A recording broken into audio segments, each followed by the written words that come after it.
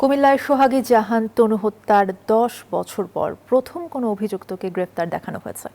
গ্রেফতার senior warrant officer Hafizur রহমানকে ৩ দিনের রিমান্ডে পাঠিয়েছেন আদালত। বুধবার বিকেলে কুমিল্লা সদর আমলি আদালত ১-এর senior judicial magistrate Mominul Haque এই আদেশ দেন। মামলাটিতে এটি প্রথম গ্রেফতারের ঘটনা।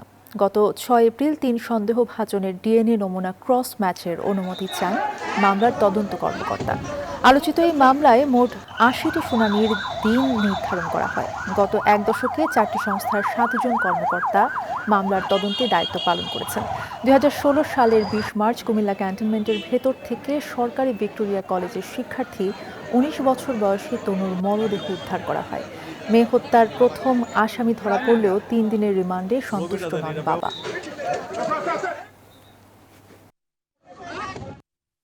১১ বছরে তার 7 দিনের রিমান্ড চাইছে, আদালত তাকে 3 দিনের রিমান্ড দিছে। আমি এটা সন্তুষ্ট না। তার 7 দিনের রিমান্ড দরকার ছিল।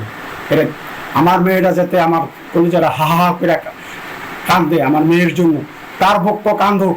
কে যে মানুষ হত্যা করলে কি হয়, তারা না খালি, কে না খালি, এই লোক এই আসামি না খালি, আরো তার সাথে আরো আসামি আছে। আমার একটা বিশ্বাস, মাননীয় প্রধানমন্ত্রী আমরা এটা দেখবো, আমরা এটা সুবিচার করবো, আইনের আওতায় যে হোক আইনের আওতায় আনবো।